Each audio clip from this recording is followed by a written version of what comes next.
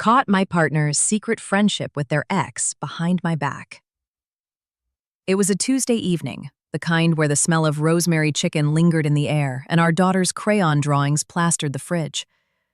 I'd just finished folding laundry, my fingers still warm from the dryer, when Mark walked in. His tie was loose, his smile tight. "Late meeting," he said, kissing my forehead like an afterthought. His cologne smelled different, something sharp like citrus and cedar. Not the musky vanilla I'd bought him last Christmas. The red flags were small at first. A text notification lighting up his screen mid-dinner. Jenny, 8:47 p.m. His old college friend, he'd said. The one he hadn't spoken to in years. She just moved back to town, he'd shrugged, scrolling quickly past her name. But then came the Saturday gym sessions that lasted 3 hours, the sudden interest in updating his wardrobe and the way he'd angle his phone away from me, fingers tapping faster whenever I entered the room. Last week I found a receipt in his jacket pocket, a $120 dinner for two at La Luna dated the night he'd claimed to be working late. My hands shook as I stared at the logo, the numbers blurring. When I asked, he laughed. "Team bonding. I told you about that, babe." But his eyes darted to the floor, and he wouldn't let me near his phone for days. Tonight, I broke. While he showered, his phone buzzed on the nightstand. A preview lit up. "Can't stop thinking about last night. Meet me tomorrow? Jenny." My lungs collapsed. I clicked the screen, no password because he'd never needed one. The messages spilled out. Flirty jokes, selfies of her in a slinky black dress, plans to meet at a motel 20 miles away, dates going back months. They'd even met up on our anniversary. I didn't scream. I didn't cry. I just sat there, clutching his phone like it might electrocute me while the shower hummed in the background. Friendship?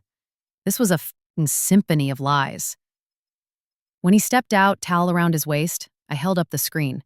His face turned gray. "It's not what it looks like," he stammered. Nothing physical happened, I swear." But his voice cracked on swear, and I knew.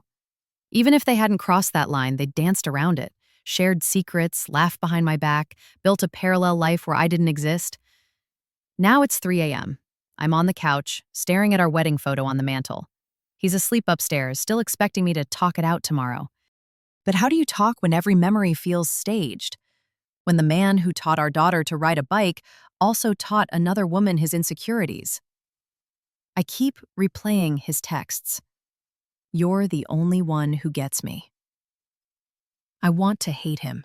I want to burn the life we've built. But part of me still wonders, did I push him away? Was I too busy with work, too tired for date nights? Or is this just who he is? Someone who needs validation like oxygen, even if it breaks us. I called my sister earlier. She brought wine, said all the right things. "You deserve better." But when she left, I poured the bottle down the sink. Sobriety feels like the only control I have left. The worst part? Jenny's last message. "I miss you." He never replied. TLDR. Discovered my husband's months-long emotional affair with his ex.